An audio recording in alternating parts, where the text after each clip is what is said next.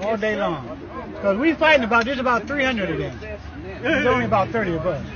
So we're going to knock down 150 to 250 before they get to within 100 feet. Wow. Now, the Seminole Scouts who was hired 1870 after the Civil War to go eliminate this threat in the West were actually predecessors to people that have become known as the Buffalo Soldiers, who in history is known as some of the greatest fighting force there. But the Seminoles actually developed what is called the U.S. Army today. Let's walk. So right now, here's the descendant of John Hart, John Jefferson. He's the grandson of him. He later joined the 10th Cavalry in the Buffalo Soldiers. So when we say that the Seminoles are predecessors to the people who became known as Buffalo Soldiers, this is what we mean. Follow the bloodline. 1866, the Congress passed a law and created Buffalo Soldier Regiment, okay? And the act specially established for 4 segregated African-American infantry regiments and 2 cavalry regiments. Now, Buffalo Soldiers, they endured unimaginable hardships, they say. The late 1860s, the Guadalupe Mountains were one of the last strongholds of the Apache, who had been fighting with the Spanish for nearly 3 centuries to preserve their homelands and their way of life. Later, the American and Mexicans are now from the U.S. Army. The Army is ordered to promote peaceful settlement of the West, and they engaged in subduing Native Americans and placing them where on reservations. Their plan was to get in, eliminate the threat, set up a perimeter, and bring them democracy. Only thing was they couldn't fight, so they needed somebody that was big and tough, and they went to the people that whooped them. Here they go right here. You're witnessing greatness. We already was the greatest cowboys, and they couldn't do nothing with us. Boy, when you see that line and they come in horseback, you knew it was a bad day for you. These are the true Seminoles. So we know in this story, when they're speaking about that, they're directly speaking about us and our ancestors. 9th Cavalry came to Texas in 1867 and set up forts along the frontiers. Buffalo Soldiers fought in the Spanish-American War and both World Wars. The muscle, they were recognized for their expertise in riding. Okay, they were great men on horseback. So when I say we are the cowboys and the Indians at the same time, but these regiments spent over 25 years engaging in fighting Native Americans. Why nobody talk about this? They also were skilled in map making. They are the people that mapped out the geographical locations here in the West. They also explored lands and opening the West up for settlement. They did all of this, and the U.S. came in. This right here is the treaty was signed April 29, 1868 between the U.S. government and the Sioux Nation. They were recognized on the Black Hills as part of the Great Sioux Reservation and assigned for exclusive use by Sioux people. So after this treaty, these Siouans will be put on reservations. This led to an act to establish the Indian Peace Commission to end the war. And so this treaty was signed. Out of defeat, they're asking the U.S. to honor this treaty. A treaty where they got their ass whooped and agreed to give up and go live on a place that was reserved just for them. You also had the Battle of Bear Valley. 10th Cavalry Regiment ended up going in there and taking care of business. That was our last action where we tangled with these Native Americans. And guess what happened? We went in there and closed the show, got it done, and went on. And America ain't had no more problems with them ever since. So at West Point, to honor all of this warfare and these traditions, they put up a 2,000-pound bronze statue. And they honored the Buffalo Soldiers who taught white horsemen and white cadets. And they honored them, okay?